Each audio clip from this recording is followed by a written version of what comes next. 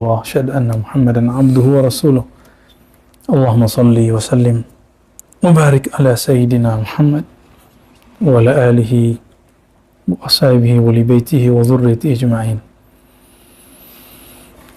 Baik, saudara-saudariku yang sedang i'tikaf, alhamdulillah kita masih diizinkan Allah menyantap hidangan-hidangan kerohanian 11 bulan, 20 hari dengan dunia.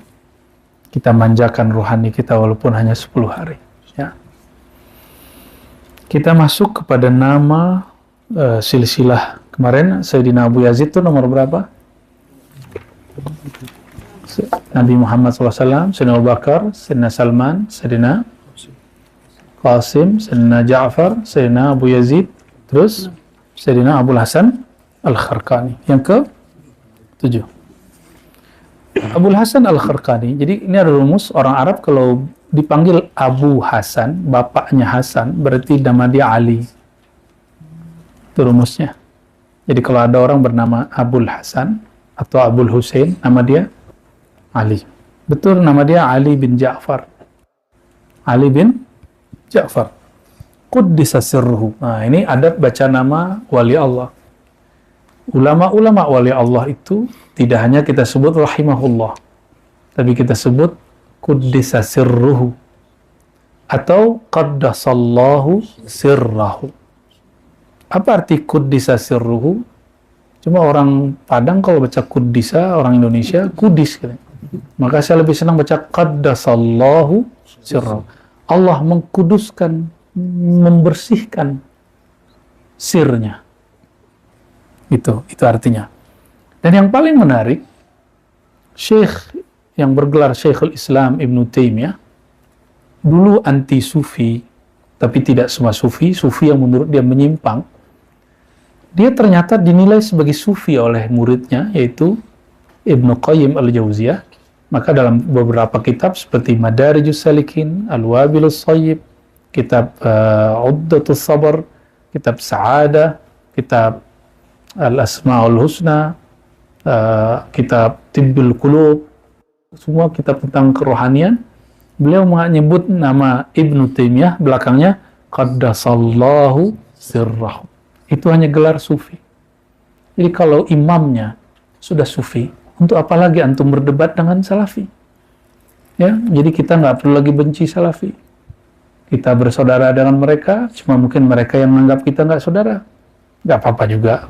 Ya, mungkin mereka yang anggap kita selalu ahli bid'ah, dan bagi mereka ahli bid'ah itu lebih bahaya dari Yahudi dan Nasrani. Antum pakai tasbih ini meniru Yahudi katanya. Ya sudahlah, terserah dia. Kita tidak niru Yahudi, kita punya imam sendiri. Sayyidina Abu Hurairah pakai tasbih, Sayyidina Al-Hasan Al-Basri menggunakan tasbih. Kalau mereka memikirkan masih menyebut kita mirip sana, ya sudah. Itu tidak akan membuat kita berhenti menggunakan tasbih. Ya, kita tidak pernah meniru. Nggak ada urusan dengan meniru-niru mereka. Ya, kita punya pendahulu yang kita tiru, karena kita punya sanad. Tasbih itu ada sanadnya. Nanti di hari keberapa saya berikan sanad tasbih. Ya, semuanya. Jadi sediakan tasbihnya, kumpulkan, nanti kita kembalikan. Ya, nanti lihat cara megangnya, nanti kita beri. Tapi dicicil ya, jumlahnya banyak, berarti ya 5 orang dulu lah. Ya, 5 atau 10 orang ya. Insyaallah. Beliau ini disebut dalam kitab ini, dalam kitab Rasyahat Ainil Haya, kalangan Syekh Ali bin Husain Al-Wa'iz Al-Harawi, awhadu ahli zamanihi wa ghawthu awanihi. Beliau adalah wali ghawth di zamannya. Apa makna ghawth? Ghawth ini adalah pewaris mutlak baginda Rasulullah Sallallahu Alaihi Wasallam dalam bab kema'rifatan. Dan setiap masa ada. Jumlah mereka dari masa ke masa tetap satu. Al-Ghaus al-Mutlak. Ada Al-Ghaus yang tidak mutlak, yang kita sebut kutub. Kutub itu bukan kutub utara, kutub selatan. Kutub itu bahasa Arab poros. Porosnya alam. Allah kalau memandang kepada kalbu mereka yang kemarin diceritakan Sina Abu Yazid, jika ingin dicintai Allah, maka pandanglah kalbu para wali, yaitu para wali kutub. Ya. Nah, wali ghaus itu satu. Tapi itu sama dengan apa ya, kalau kita sebut kayak jabatan. Kewalian itu antara dia dan Allah. Nah, jabatannya ada yang wali ghaus, ada yang wali kutub, ada yang abdal, gitu. Ya, nanti ada waktu kita buka kitab khusus mengenai hierarki para wali dalam beberapa kitab, dan itu berbeda-beda per masa. Ya. Wa kanat ar-rihlah fi waqtihi ilaih. Dulu orang kalau mau ngaji, mengenal Allah, orang datang kepadanya. Itu ciri-ciri dia orang yang paling bermakrifat di zamannya. Qala Syekh Abdul Abbas Al-Qassab, ya, qad waqa'at suwaiqatuna hadhihi ila Kharqan. Yani anna rihla wa ziyarah sarat ila Kharqan. Semenjak ada Imam Abul Hasan Kharqani, kami kalau hendak mau sowannya ke negeri Kharqan. Waktu Mbah Maimun masih hidup, orang sowan kemana? Ke Sarang. Ya, namanya Sarang kan? Cocok sudah. Ya. Sarang ulama. Waktu Hadratus Syekh Hasyim Asy'ari hidup, orang kalau sowan kemana? Kalau ziarah silaturahim kemana? Mau berguru? Ke Jombang. Ya. Waktu Mbah As'ad hidup, ke pesantren beliau. Waktu Syekhana masih hidup, Syekhana Khalil di Bangkalan, orang ke sana. Beliaulah arihlah fi waqtihi ilaih. Ya. Jadi orang kalau sowan jadi belum sibuk. Kalau sekarang barangkali insahat ta'bir, jika itu benar, itu Habibna Abah Lutfi. Ya. Habib Lutfi sekarang orang kalau rihlah ke beliau, mau pejabat, mau orang awam, mau Habib, mau apa aja. Bahkan Habib yang beda dengan beliau juga datang ke sana. Ya. Barangkali, ya. Sepakat nggak, ya? Terus فكان كذلك فإن رحلة الطالبين وقعت إلى خرقان للشيخ أبي الحسن بعد وفاة الشيخ أبي العباس القصاب قدس سرهما. Ya. Dulu ada gurunya namanya Abul Abbas Al-Qassab. Kalau orang mau sowan ngambil minta doa, datang ke beliau. Jadi tradisi sowan itu bukan tradisi orang Jawa. Sowan bahasa Jawa. Kita nyebutnya silaturahim. Kalau orang dulu mau minta doa kepada guru, gitu ya, itu salah satu sunnah salafus saleh. Ya. Wa kanat wa fi tasawuf ila Abi Yazid Al-Bustami qudsahu wa kanat tarbiyatu iya bihasab ar-ruhaniyah kama marra qala yawman li asmi. Jadi beliau ini secara rohani terhubung dengan Sayyidina Abu Yazid walaupun secara fisik gak bertemu. Jadi di Naqsyabandi orang-orang pertemuan rohani itu biasa. Kok sekarang orang nolak? Katanya tarekatnya Naqsyabandi. Ya. Jadi ada mursyid Naqsyabandi nggak percaya pertemuan ruhani. Terus untuk apa dia megang ijazah tarekat dia? Kalau dia membatalkan pertemuan rohani dengan wali yang sudah wafat secara fisik, berarti dia tidak mempercayai ijazah yang dia pegang. Rasulullah kan menyantuhkan sendiri, beliau bertemu ruhaniyah para anbiya. Oh, kata kawan, itu khusus buat Nabi. Mana dalilnya? Mengatakan sesuatu khusus, itu harus ada dalil yang mengkhususkannya. Qarinah takhussuha. Kalau nggak ada qarinahnya, maka tidak berlaku. Nah, kalau tidak percaya, buka kitab Kimia Us-Sa'adah. Dan yang kedua, kitab Al-Munqidh Minad Dhalal, ditulis oleh Imam Al-Ghazali. Katanya tarekatnya mu'tabarah, mengikuti Imam Ghazali. Giliran kita buka manajemen qalbunya Ghazali. Jadi mesin kerohanian Ghazali itu apa? Itu ada di kitab itu. Seperti apa dia merawat dirinya sehingga dia kenal sebagai wali Allah. Itulah dua kitab tadi, Kimia Us-Sa'adah dan kitab Al-Munqidh Minad Dhalal. Apa kata beliau? Salah satu mainannya Imam Ghazali nih. Ya. Kalau orang sudah terbuka hatinya, dia ma fi qalbihi ilallah, kira-kira begitulah. maka Allah akan zahirkan kepada mereka yang tadinya gaib. Yashhaduna arwahal anbiya wal malaika.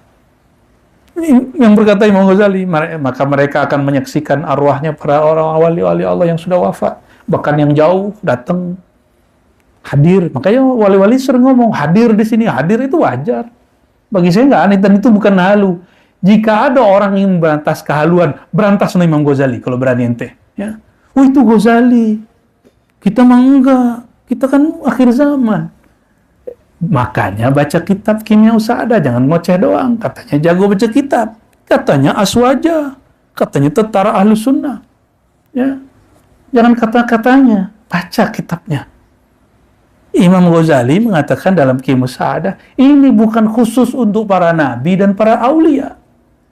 Bagi siapa saja yang mau kolbunya menghadap kepada Allah, mau berguru, mau dilatih, dia akan mengalami hal yang sama. Ya. Jadi ini bukan khusus buat para nabi, bukan juga khusus untuk para wali. Ya. Kenapa suaranya meninggi hari ini?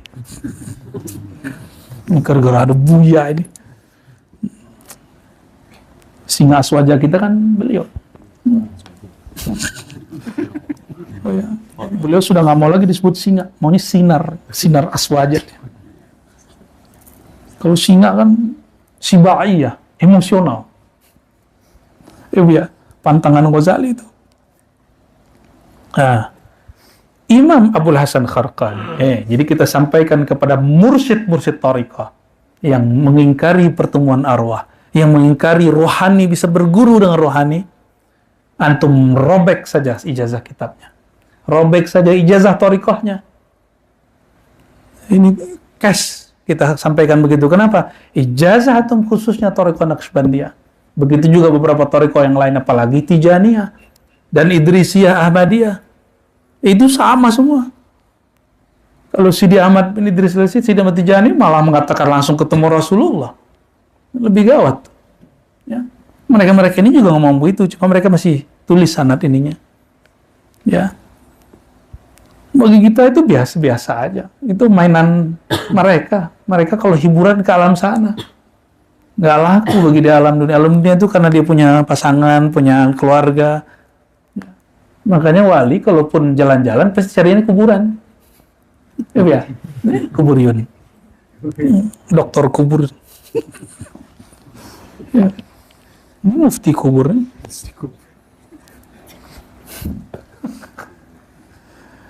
Allahumma salli ala Qala yauman li ashabih. Nah, beliau berkata sesekali satu hari kepada murid-muridnya, ma afdalul asya. Apakah sesuatu yang paling mulia itu? Apa kata mereka? Jawaban murid-muridnya. As-sama' min asy-syaikh aula. Berguru langsung kepada syekh. Nah, ini yang jawab ahli hadis berarti nih. Yang jawab ahli, berarti yang berguru kepada beliau ahli hadis. Karena mereka sudah datang kepada Abul Hasan Kharqani, berarti ahli hadisnya ingin nambah rohaninya. Maka beliau luruskan, betul, tapi ada yang lebih tinggi. Qala al-qalb alladhi muli'a min dzikrillah. Yang lebih tinggi itu engkau mendengar qalbumu dipenuhi dengan nama Allah. Nah, ini yang kita kerjain. Jadi ini adalah petuahnya Imam Abul Hasan Al-Kharqani. Beliau ini punya sahabat namanya Imam Kushairi. Bahkan ini muridnya juga. Imam Kushairi itu sahabat plus murid. Muridnya Imam Kushairi namanya Abu Ali Al-Farmadi. Ketika berguru kepada Abul Qasim Al-Kushairi, dia banyak pengalaman rohani, tapi tidak dapat dipecahkan oleh Al-Kushairi. Karena Imam Kushairi ini lagi sedang berhadapan-hadapan dengan kelompok mujassimah, kelompok ekstremis. Jadi nggak sempat jawab dia. Udahlah, kamu amalin aja. Dia sibuk, kira saya sibuk, kira begitu. Karena Imam Kushairi ini 3 kali diusir oleh kelompok ekstrem yang membid'ahkan tasawuf di zamannya. Jadi mereka ngalamin masa-masa berat itu. Ya. Nah, akhirnya Imam Abu Al-Farmadi bergurunya ke siapa? Ke Abul Hasan Khar, terjawab semua. Kenapa beliau kasih jalannya nih? Mendengar dari guru bagus, tapi mendengar dari kolbu yang dipenuhi nama Allah itu lebih top. Ya. Uswila radhiyallahu ta'ala anhu anis sufi. Ya. Nah, ini juga menunjukkan bahwa kata radhiyallahu ta'ala anhu bukan khusus buat sahabat Nabi. Boleh juga untuk para ulama. Guru saya kalau nyebut Imam Syafi'i selalu radhiyallahu anhu. Qala Muhammad bin Idris Asy-Syafi'i radhiyallahu an. Ya. Sama kawan cuma baca karramallahu wajhah udah dianggap Syiah, kan lucu. Nggak begitu kita beragama, ya. Kalau nggak paham tanya. Waswaila radhiyallahu ta'ala anhu anis sufi. Imam Abul Hasan Kharqani ditanya mengenai sufi hakiki itu siapa? Apakah yang pakai serban-serbanan? Pakai rida, nih rida namanya. Atau yang pakai begitu-gitu tuh. Itu namanya apa? Kain-kain tutup gitu ya. Apa yang pakai tasbih kemana-mana? Apakah yang setiap hari mengatakan subhanallah, subhanallah, tabarakallah, apakah itu yang sufi? Bukan. Ya, masya Allah ya akhi, tabarakallah ya akhi, apakah itu? Bukan itu yang sufi. Apa yang sufi kata beliau? As-sufi la yakunu sufian bil mirqa wala bis sajada wala bi ijra'i rusum wal 'ada, bal as-sufi man kana fanian an wujudihi fi 'alami syahada. Sufi bukan orang yang menampilkan serban, jubah, tasbih. Itu biasa, standar. Orang begitu banyak hari ini. Sufi hakiki itu orang yang meniadakan, meleburkan egonya. Meskipun dia di alam nyata, dalam keadaan sadar. Dia sadar nih, tapi lebur egonya. Nafsiyahnya habis. Yang nyata adalah ruhiyah.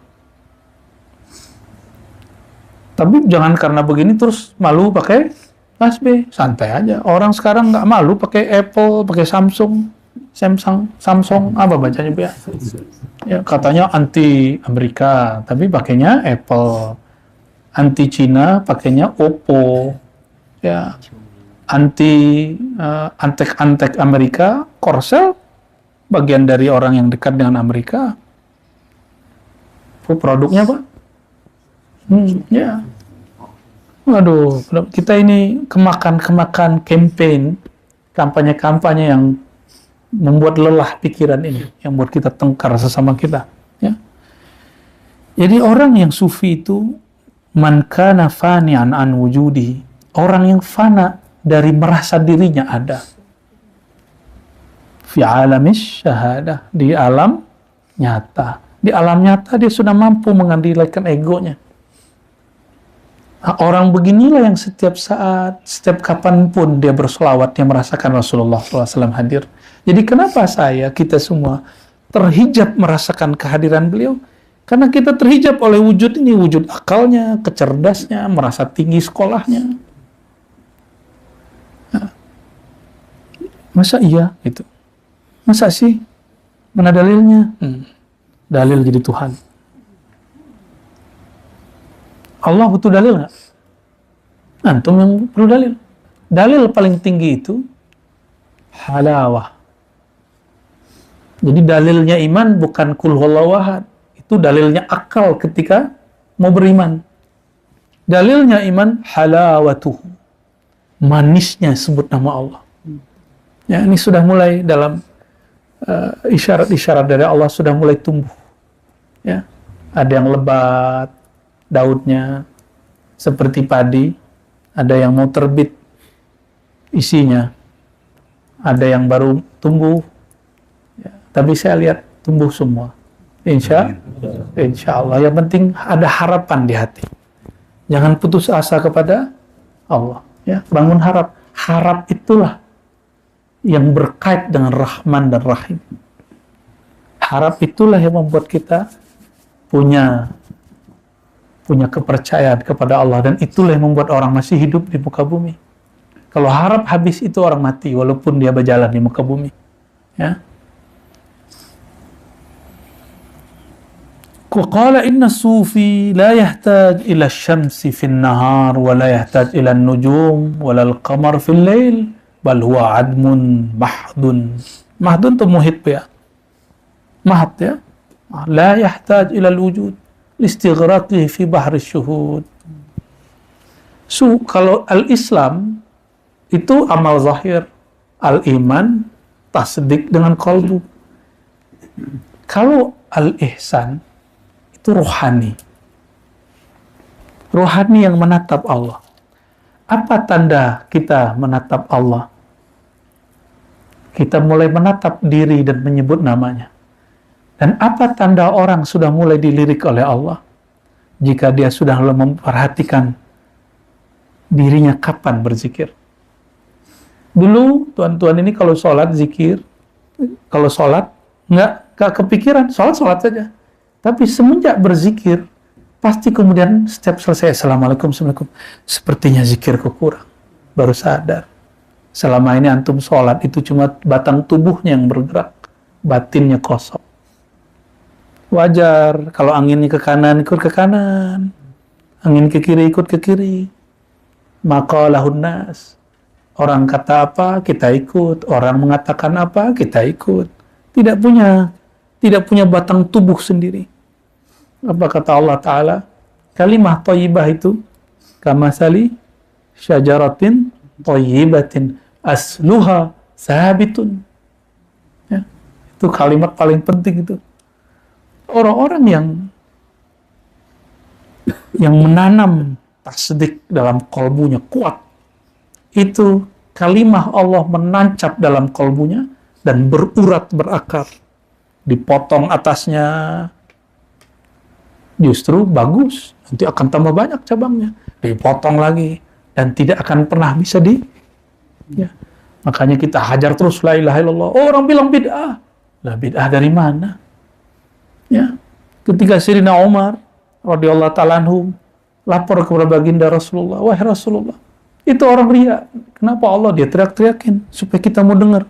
Kata Sayyidina Muhammad SAW, apa kata beliau? Biarkan wahai Umar, uzkurullah hatta yaqulul munafiqun bura'un. Sebutlah nama Allah sebanyak-banyaknya sampai orang munafik menuduh kamu riya. Maka Sayyidina Umar langsung tertunduk. Apakah aku munafik itu? Maka dia menangis. Hadis ini tidak disukai oleh kelompok yang boleh zikir, yang membid'ahkan zikir keras. Karena ini berkaitan dengan dalil yang mau mereka taifkan, ya. Para sufi tidak memerlukan matahari di siang hari untuk conditioning, atau bulan, atau bintang. Ini mohon maaf, ini kan ada, jangan tersinggung kalau ada yang mengakukan ini dan pernah mengikuti. Supaya sholat khusyuk, sholat di tengah hutan. Supaya sholat khusyuk, dengarkan suara gemercik air. Di YouTube mah banyak. Ya, nggak perlu kita ke bukit-bukit, ke sungai-sungai. Setel TV yang ada YouTube, suara air gemercik 24 jam. Oh, ente orang ya. Apakah khusyuk dari suara itu? Enggak, khusyuk bukan dari suara gemercik air. Khusyuk itu dari sini. Ini permanen. Kalau khusyuk dari bunyi-bunyi itu, berarti nama Allah belum sabitun fil ard. Ardnya kita itulah qalbu kita ini. Berakar, beruratkah kepada tubuh ini? Ketika orang nyerang, dipotong, kita dihajurkan. Kalau dia sabitun, dia tumbuh lagi. Maka jangan sibuk ingin membuat orang rindang. Sibuk dulu menanam, menancapkan kalimah di dalam qalbu. Itu sebabnya kita zikirnya ditutup, bukan egois. Kita kurang sempurna, maka kita cukupkan dulu. Pelurunya dikuatkan dulu. Baru kasih peluru orang. Bagaimana mau menyirami orang? Tangki kita kosong. Bagaimana mau kasih orang duit? Rekening kita seret. Ya, jadi harus diisi. Maka itu dia nyambung kolbunya dan ma'rifatullah. Enggak, capek. Ini tips. Jadi mursyid merampok lahan bermurid, dia bergantung, tapi tidak bergantung kepada yang punya nama. Nama, sebut nama Allah. Gantung kepada yang punya nama, huwal hayyul ladzi la yamut. Dia tidak pernah kurang. Itulah ma'rifatullah. Jadi orang bermakrifat, zikir satu, Nabi, orang alim, sholat, tidur, itu lebih takuti syaitan daripada orang jahil. Karena apa? Kalau dia nanti bangun, sholat yang si jahil nanti ditegur, kamu gak begitu sholatnya. Gitu. Jadi orang alim tidur pun syaitan takut. Inilah yang bisa menjelaskan kenapa sendalnya Sayyidina Imam Ahmad bin Hanbal dapat mengusir orang kesurupan. Ya. Jadi dia sudah nggak sempat, sibuk ngurus ibunya dan jamaah muridnya. Ada orang datang, wahai Tuhan, putriku kesurupan. Dari dulu mah perempuan sering kesurupan, kenapa ini? Ya. Kalau sudah belajar zikir ini nggak ada lagi kesurupannya. Nama Allah sudah di kolbu kok masih kesurupan. Nggak ada ceritanya.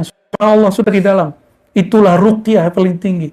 Wala dzikrullahi akbar. Ruqyah itu diperlukan bagi orang yang nggak belajar zikir kolbu.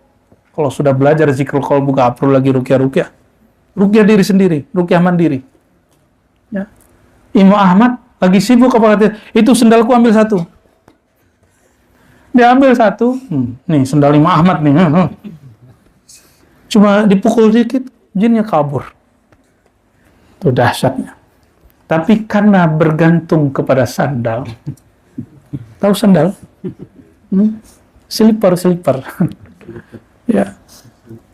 Bergantung kepada sandal, yang punya sandal meninggal, jinnya balik, kesurupan lagi perempuan itu. Jadi jangan bergantung kepada kalimah dan kuantitas. Kuantitas berzikir itu hanya latihan. Makanya kita sore ada ngaji, supaya menyebut nama Allah itu ada energinya. Nanti ingatkan Bu ya, di hari 2 hari lagi kita akan bahas tentang keagungan nama Allah, Hu, la ilaha illallah, la ilaha illahu. Supaya kalau zikir ini nikmat, kapan aja zikirnya nikmat. Mau siang, pagi, sore, nggak perlu lagi ustadznya pakai suara merdu. Astagfirullah, nggak perlu. Setiap disebut namanya, wajilat qulubuhum. Walaupun suara ustadznya biasa-biasa aja. Karena merdu itu bukan di suara. Merdu itu pada kolbu yang berharap dan takut kepada Allah Subhanahu wa Ta'ala.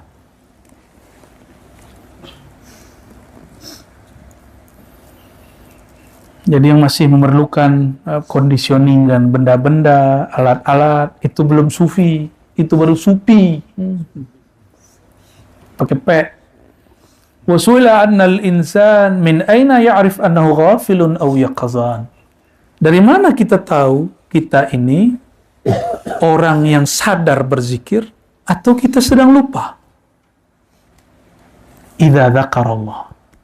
Kalau sudah belajar zikrullah, kalau sudah praktek zikrullah, oh ternyata selama ini aku sholat dalam keadaan ghaflah. Apa arti ghaflah? Ghaflah itu lalai. Surat 7 ayat 205. Di ujung ayat, wala takun minal ghafilin. Al-aslu fid nahyi litahrim. Pada dasarnya larangan itu haram. Allah melarang dan mengatakan, wala takun. Janganlah engkau menjadi orang yang lalai kolbunya. Berarti lalai itu haram. Haram. Tapi ahli fikih tidak sanggup mengatakan itu. Karena mu'azamul fuqaha fi zamaninal hadir ghafiluna anillah. Ya, kebanyakan fuqaha hari ini kolbunya lalai. Maka antum melihat rukun sholat sekarang tidak ada bab yaqazah atau khusyuk. Tapi bagi ahlul haqa'iq, inilah mauqif Imam Ghazali di akhir hayatnya. Sholat tidak diangkat kalau orang tidak yaqazah, kolbunya tidak sadar, kalau kolbunya tidak khusyuk. Secara fikih sah, bayar utang. Tapi secara rohani Allah tidak angkat. Apa untuk apa? Ya, kita mau beri hadiah orang, tapi dalam hati tidak tulus. Mau terima nggak? Antum mau dikasih hadiah sama orang, tapi orang ini kurang tulus. Mau terima? Nggak terima kita. Kita cari orang tulus. Hati-hati Bu ya, didatangi nanti politisi bermodus. Politisi nggak semua bermodus, ada yang datang betul-betul minta doa. Mohon doa restu, ya restuin aja Bu ya, masalahnya apa? Ya, restuin aja. Ya. Ya. Yang penting dia tidak mau eksploitasi gurunya, lalu tolong sampaikan aja jamaah, itu nggak benar. Nih, kepada politisi, silakan datang kepada guru-guru. Silakan bantu, ya. Masa guru nolak pasti terima. Kiai-kiai itu seneng itu.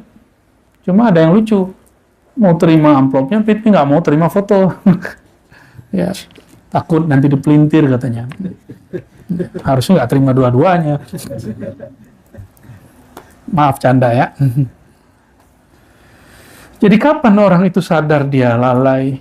Kalau dia sudah belajar zikrullah. Zikir apa? Zikir khafi.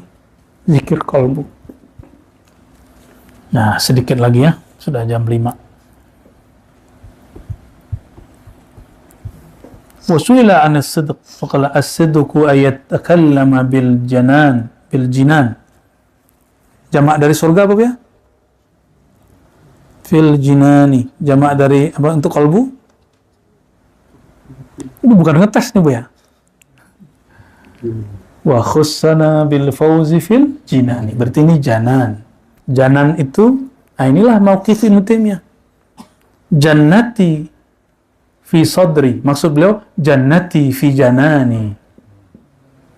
Surgaku jannati fi janani.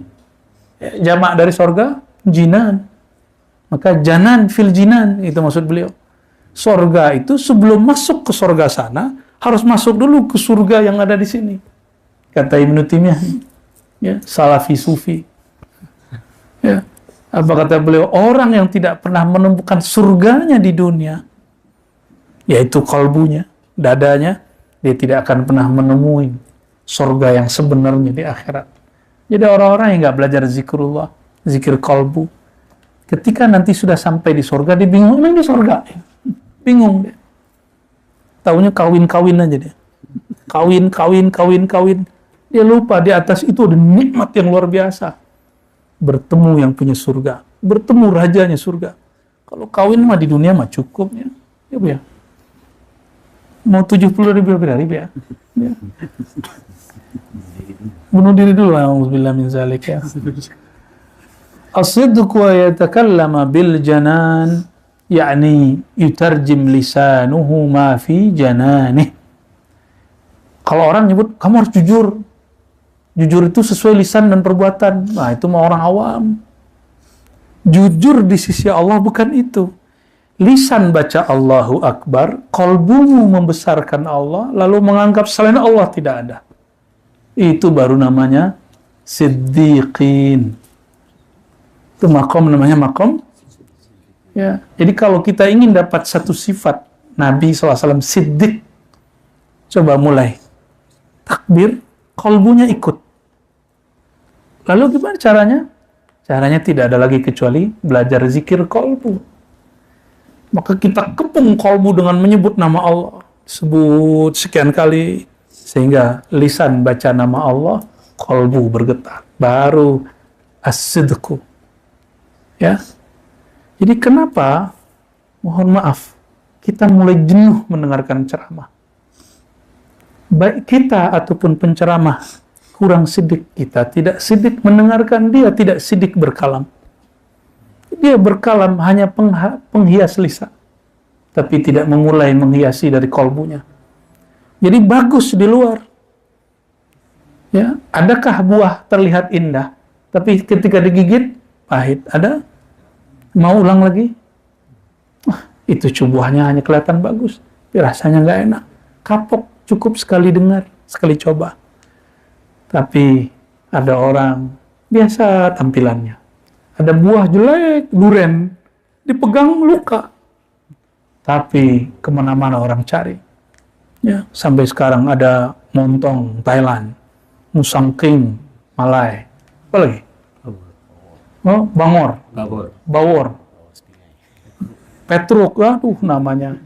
Ntar kita buat duren apa ya? Duren latoif.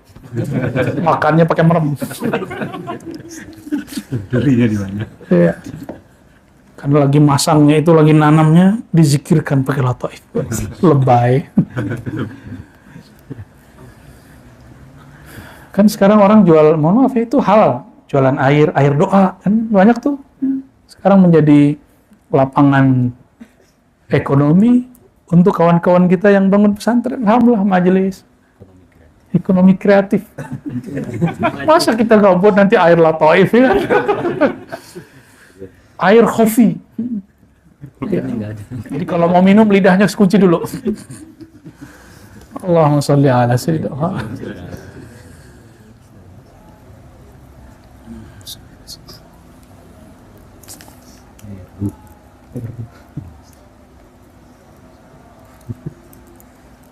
Di sini teksnya agak berat-berat. Siapakah yang disebut sahabat atau guru sejati? Ini kita loncat. La tusahibu syakhsan in antum taquluna Allah huwa yaqulu syai'an akhar. Kamu tidak perlu lagi berguru, berkawan, bersuhbah, berkhidmat kepada orang. Kamu ajak, kamu nanya tentang Allah, ma'rifatullah. Tapi dia selalu menggiring kepada selain itu. Nah, maka fa'arif syekhaka. Cari tahulah guru kita yang mana. Ya. Nah, itulah yang disebut oleh Imam Ibn Athaillah. Ya. Guru itu yang makolnya itu yadullu ala Allah. Yang mengarahkan kita kepada Allah. Kata-katanya membimbing kita kepada Allah. Kenapa? Orang kalau diajak ngomong Allah, lalu dia berpaling. Berarti kalbunya tidak tawajuh kepada Allah. Lalu masih pantas dia jadi guru. Masih pantas jadi sahib. Cukup kenalan, tapi bukan sahib. Kenalan kita aja. Mungkin ustadz zahir kita, tapi bukan ustadz batin kita. Tapi ada juga murid, diajak ngomong Allah, dia juga nggak mau, berarti dia bukan murid. Sama, jadi kalau guru juga begitu. Sudahlah, kalau ada murid kamu didik, sebut nama Allah, ngeluh. Diajak begini, ngeluh. Diajak begini, ada aja alasannya. Diajak zikir jamaah nggak mau, diajak ngaji nggak mau, talqin mau. Ama makan kebuli.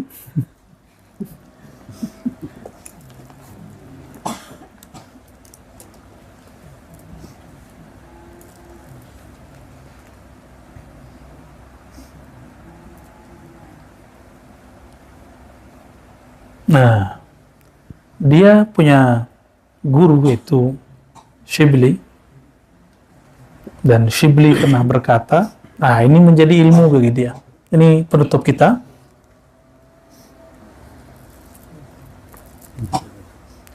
Ana mundu arba'ina sana ala halin wahid. Saya suluk 40 hari. Maksudnya. Apa suluknya? Yanzurullahu ta'ala ila qalbi fala yara fihi ghairah.